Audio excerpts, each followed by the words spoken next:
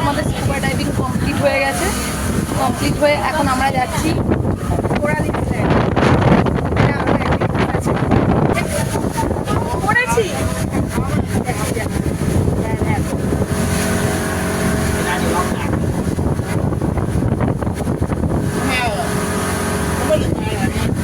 Guys, আমরা বোটিংয়ে করে চলে এসেছি কোরাল আইল্যান্ডে, একদম সি বিচের সামনে। তো এই দেখো, তোমরা তো দীঘার সি বিচ দেখেছো, পুরীর সি বিচ দেখেছো, এবারে দেখে নাও থাইল্যান্ডের কোরাল আইল্যান্ডের সি বিচ। এই যে দেখো, সব চারপাশে সব বসার জায়গা, এইখানে বসে সবাই রেস্ট করে স্নান টান করে এসে পুরো এরিয়া জুড়ে। দেখে নাও,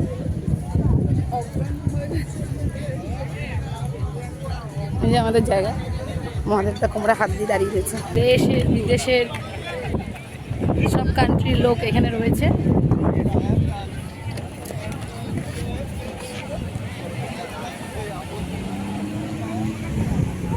এখানে কিন্তু পাথর নেই, এখানে কিন্তু একদম পুরো প্লেন একদম, কোনো রকম পাথরে ধাক্কা খাওয়ার ব্যাপার নেই এখানে। এই জিনিসটা খুবই ভালো।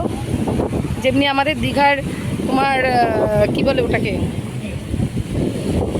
মন্দারমণি, ওখানে যেমনি পাথর নেই তেমনি কিন্তু এই যে দেখো এখানে একদম পাথর নেই, পাথর ছাড়া, বেশ সুন্দর লাগছে। মিমু কী করবে ভাবছে, যাই দেখি এখানে ঢেউটা কেমন, ঢেউটা ফিল করি। এটা কিন্তু জলটা দেখো পরিষ্কার আছে, কিন্তু বেশ পরিষ্কার জল দেখো।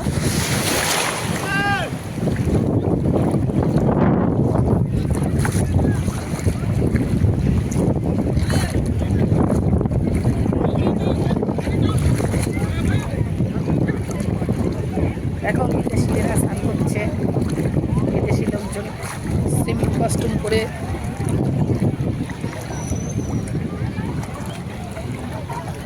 এটা কিন্তু পাটায়া সি বিচ, ঠিক আছে, থাইল্যান্ডের পাটায়া সি বিচ। তুই কি ব্যাগ নিয়ে নেমে যাবি রে?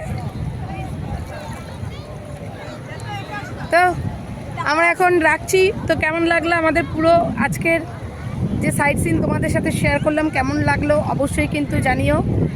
আর বারবার বলবো, টাকা পয়সা জমিয়ে যদি মনে হয় আসবে, তো টাকা পয়সা জমিয়ে আসতে পারো।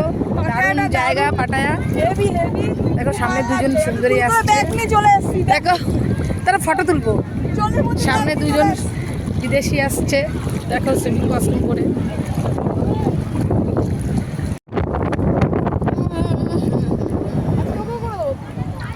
যারা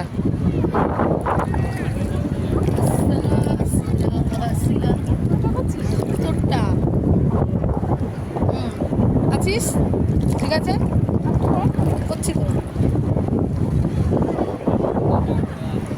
আর যে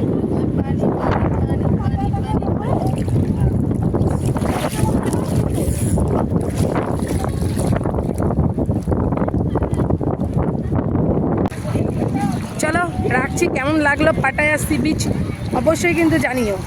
এখন জামা চেঞ্জ করার দরকার নেই, জামাটা পরে বেশ